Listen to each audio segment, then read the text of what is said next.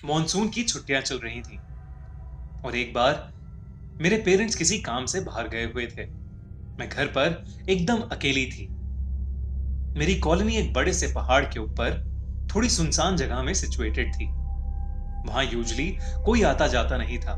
मैं ऐसे ही लेट कर टीवी देख रही थी जब किसी ने डोरबेल बजाई। मैंने कोई जवाब नहीं दिया क्योंकि नॉर्मली उस समय कोई घर पर नहीं आता जाता और अगर मेरी फैमिली होती तो खुद ही दरवाजा खोलकर अंदर आ जाती। दूसरी बार भी घंटी बजी लेकिन मैंने ध्यान नहीं दिया। पर तीसरी बार जब वापस मुझे डोरबेल सुनाई दी तो मुझे थोड़ा शक हुआ।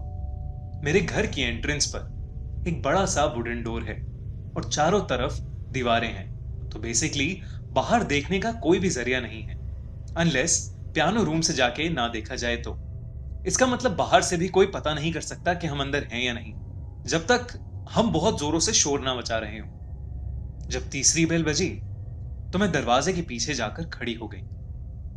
कोई भी नॉर्मल इंसान 3 बार घंटी बजाने के बाद चला जाता है, लेकिन वो जो भी था उसने जोरों से दरवाजा पीटना शुरू कर दिया जिससे मैं बहुत ज्यादा डर गई।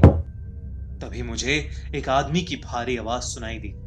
मैं जानता हूं तुम अंदर हो, चलो चलो बाहर आओ।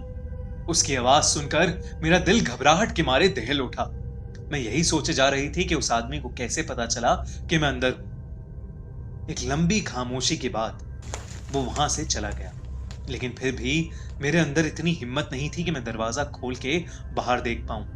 मैंने उसके बाद मॉम डैड को फोन किया और उनसे पूछा कि क्या कोई घर आने वाला था। उन्होंने मना किया कि नहीं, कोई भी घर नहीं आने वाला था। मैंने कुछ देर उस आदमी के बारे में सोचा, लेकिन फिर मैं वापस टीवी देखने लगी। 2 घंटे बाद फिर से डोरबेल बजी। मैं फिर से डर गई। इस बार मैं सहम उठी और मैंने टीवी की वॉल्यूम एकदम कम कर दी। इस बार मैं धीरे से पियानो रूम की तरफ गई और खिड़की से बाहर देखने लगी। मैंने उस रूम की खिड़की से देखा कि बाहर कौन था।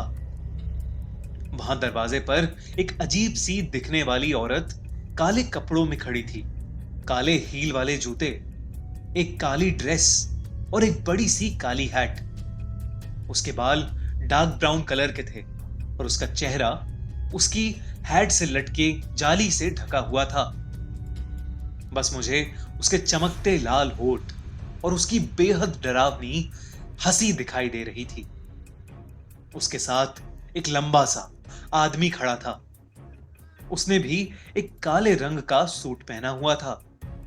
उसके चेहरे पर एक बहुत भयानक सीरियसनेस थी, लेकिन मुझे उस आदमी से इतना डर नहीं लग रहा था जितना उस औरत को देखकर।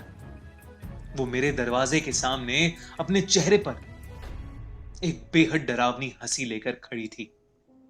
कुछ देर तक जब मैंने दरवाजा नहीं खोला तो वो वहां से वापस जाने लगी।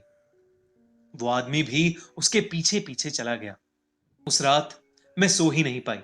इनफैक्ट मुझे काफी रातों तक ऐसा ही लगता रहा जैसे वो मेरी खिड़की के पास खड़ी है और मुझे घूर के देखे जा रही है।